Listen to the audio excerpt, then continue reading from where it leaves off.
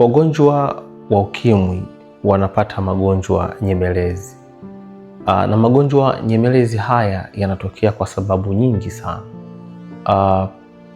Sababu kubwa kabisa ya magonjwa nyemelezi kwa watu wenye HIV ni kutokutumia dawa za kufubaza vile virusi vya ukimwi. Sababu zipo nyingi sana kwamba kwa nini wagonjwa wengi hawanywi dawa ipasavyo. Kuna sababu za kiimani humo ndani.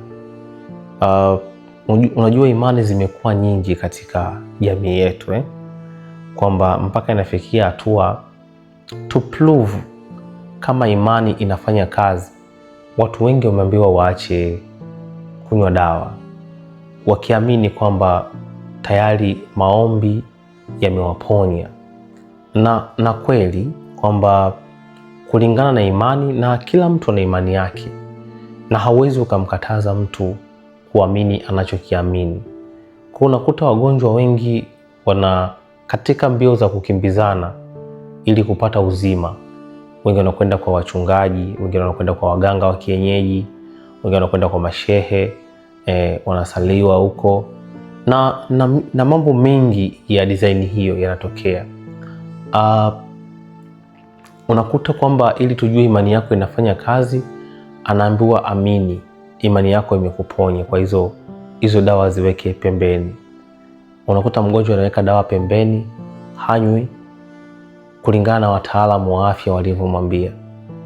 Unakuta basi hali yake inazidi kudhoofu, inadhoofu na kuanza kupata magonjwa nyemelezi mengi sana. Kingine ni watu wanachoka kunywa dawa. Usipokubali mabadiliko kwamba wewe ni mgonjwa sasa wa HIV, kwa hakika dawa zitakuchosha. Lakini kama utakubali mabadiliko kwamba wewe ni mgonjwa na ugonjwa huu itakuwa ni sehemu ya maisha yako, hakika utaishi kwa amani, utakunywa dawa kila siku na utaendelea kupendeza kila itwapo leo.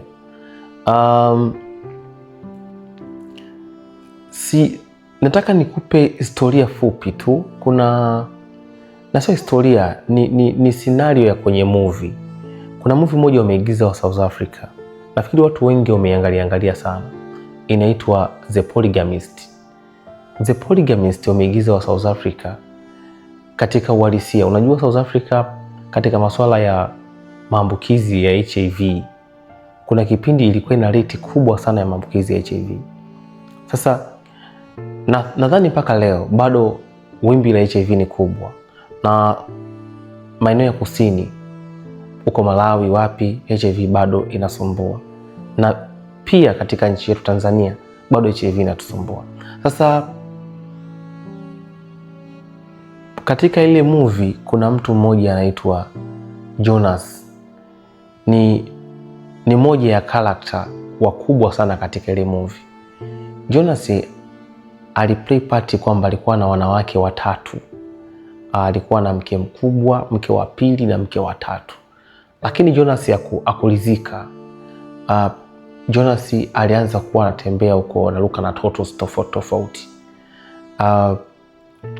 Lengo langu sio maisha ya Jonas sana na style ya maisha yake, lakini Jonas ilitokea akaugua HIV. Lakini Jonas hakukubali. Na alivyoambiwa na maambukizi ya HIV, alisema sina maambukizi ya HIV. Lakini daktari still alimpa dawa na akamwelekeza namna ya kutumia. Jonas alianza kutumia dawa za mitishamba. Alitumia dawa za mitishamba kwa muda mrefu, lakini aliendelea kudhoofu. Alirefuse kutumia ARV. Afya ya Jonas iliendelea kuzorota. Jonas alikutwa na magonjwa nyemelezi tofauti.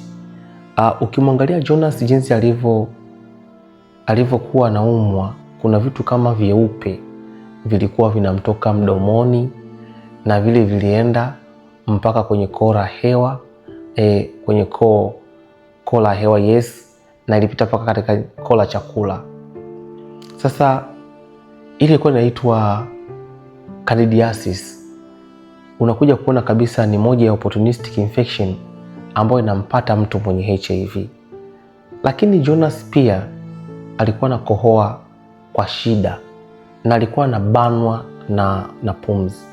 Alikuwa anapata chest tightness na alipata dry cough, kikohozi kikavu cha mara kwa mara. Ile pia ni moja ya ugonjwa nyemelezi ambao unaitwa pneumocystis pneumoniae, PCP. Kwa kweli PCP ni pneumonia ambayo huwa iko very dangerous na ni very serious. Unajua unaweza ukaanguka ghafla ukakosa pumzi, na kama ukichelewa hospitali unaweza ukafa. Hiyo ni pneumonia. Ukimwangalia Jonas alikuwa anajialishia hapo hapo, alikuwa anajinyea hapo hapo. Ili tayari ni fungus umesha kwenda katika njia ya chakula, tayari anaalisha mara kwa mara, anaishiwa maji. Lakini Jonas ukiangalia nyakati za usiku alikuwa na sweti sana na anakohoa sana. Katika magonjwa nyemelezi unakuja kugundua Jonas alikuwa na TB pia, inaitwa tuberculosis. Ni moja ya bacterial infection ambayo ndo opportunistic infection inayotokea mara kwa mara kwa wagonjwa wa HIV, hasa wanapo refuse kutumia dawa za kufubaza makali ya virusi. Ukimwangalia Jonas, kuna muda alianguka aka kama atetemeka na kaza shingo sana. Pale alipata cryptococcal meningitis. Ule ugu wa mgongo ulipata infection, na pia hata sehemu za ubongo zilipata infection. Na infection hizi nyingi zinazotokea watu wenye HIV ni infection zinazosababishwa na fungus. Kwa hiyo unakuja kuangalia fungus ni moja ya opportunistic infection inayowakumba sana wagonjwa wenye HIV. Na opportunistic infection hizi huwa ziko very serious na hata kupelekea kutishia maisha ya wagonjwa wa HIV.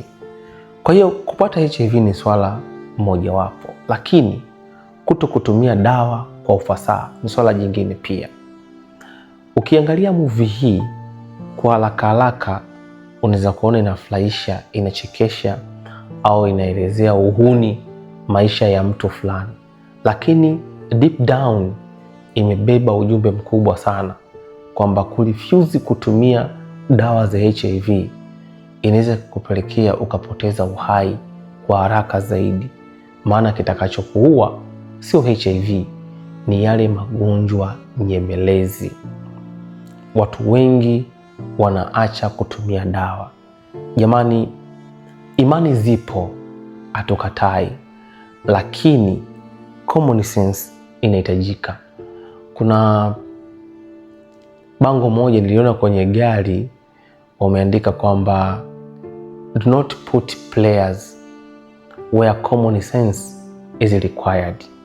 Unapoambiwa kunywa dawa, na unapoambiwa kuomba, omba, lakini akili za kuambiwa changanya na za kwako.